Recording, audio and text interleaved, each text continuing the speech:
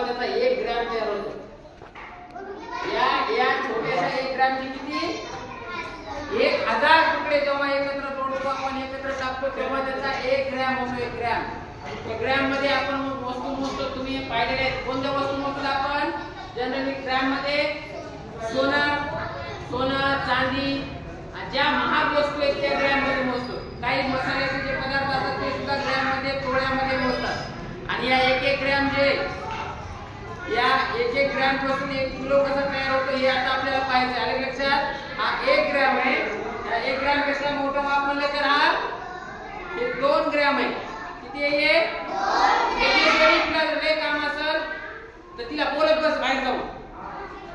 किती लागतील आपले 2 ग्रॅम होण्यासाठी असे 1 ग्रॅम किती लागतील 2 लागतील ना. हा 1 ग्रॅम आहे हा 2 आहे.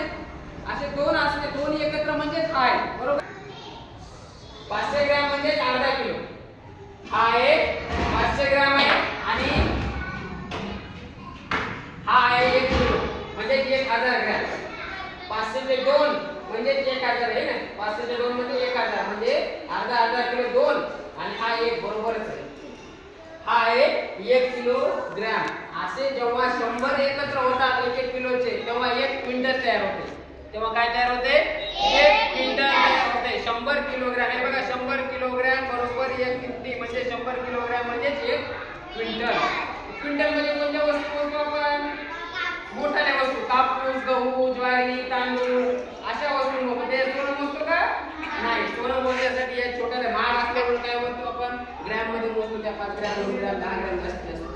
आणि आणखी एक 10 ग्रॅमलाच 1 तोळा म्हणतात. 10 ग्रॅमला काय म्हणतात 1 तोळा 10 ग्रॅमला म्हणतात. आलं का लक्षात. 1 ग्रॅम पासून तर 1000 ग्रॅम म्हणजे 1 किलो आणि 1 किलोचे 100 किलो जेव्हा एकत्र येतात तेव्हा 1 क्विंटल होतो. 1 क्विंटल पर्यंत सर्व मापाची आता आपण माहिती पाहिली.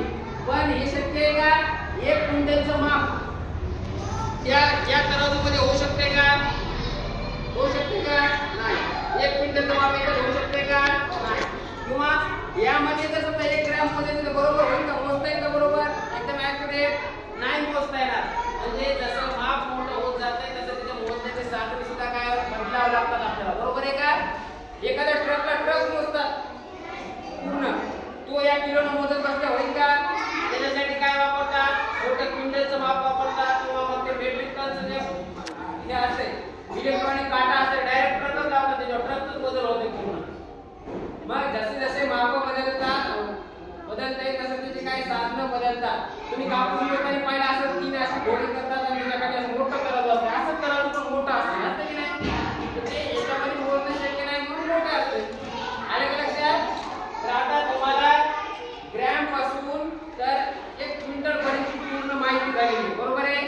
आता या सगळ्या वस्तू तुम्हाला प्रत्यक्ष मोजून बघायच्या. या मोजण्यासाठी तुम्हाला काही ग्रॅमच्या वस्तू देणार आहेत.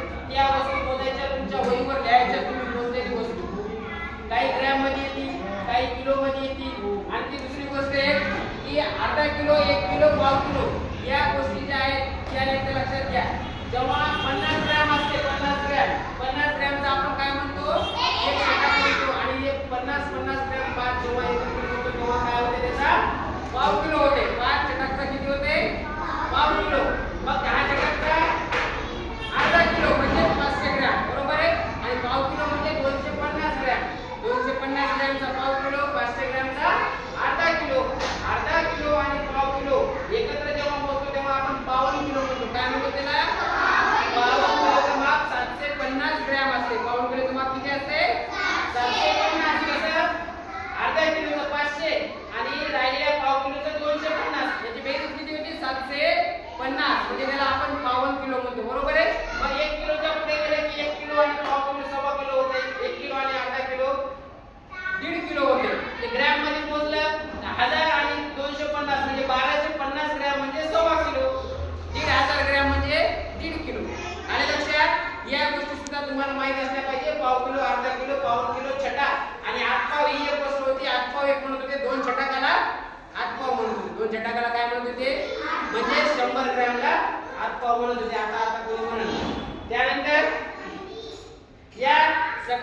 मापक हे प्रत्येक तुम्हाला काय करायचे ते स्वतः करायचे. तुम्हाला सुरुवातीला काही ग्रॅमच्या वस्तू मोजायच्या त्या तुमच्या वहीवर नोंद करायची.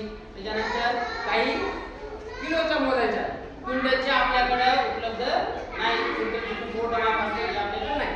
हे झाल्यानंतर बाकी आलं लक्षात. दोन्ही बरोबर आहे ना. आता ही अंगठी मोजायची आपल्याला. प्लास्टिकची जॅकेट भरती की नाही. तर ही अंगठी आपण या बाजूला टाकली. आता आपल्याला काय करायचंय त्याची बरोबर कुठं होणार आहे जेव्हा ही काटा सरळ मध्ये येईल तेव्हा समजा दोन्ही माप कसं आहे बरोबर आहे. बरोबर आहे. आपण सुरुवातीला 1 ग्रॅम टाकून बघूया. 1 ग्रॅम टाकलं आलं का नाही आलं म्हणजे अंगठी अंगठी काय मोठी आहे 1 ग्रॅम पेक्षा मोठी आहे. आपण काय करू आता 2 ग्रॅम टाकू. 2 ग्रॅम टाकले पण झाले की त्याच्यात पहिला 1 आणि 2 3 ग्रॅम म्हणले की काय मोठं व्हायले वजन मोठं व्हायले अंगठी लहान व्हायली. मग 1 ग्रॅम काय करू काढून घेऊ.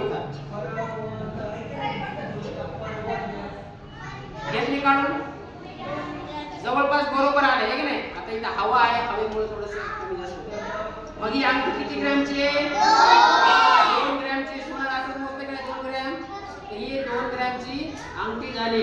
आता आपल्याला आणखी काही वस्तू ग्रॅम मधल्या ज्या मोजायच्या ते आता बघा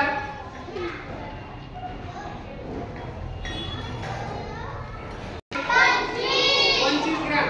25 ग्रॅम काय करायचं 25 ग्रॅम मोजायचं. जमा हळू टाकायचं.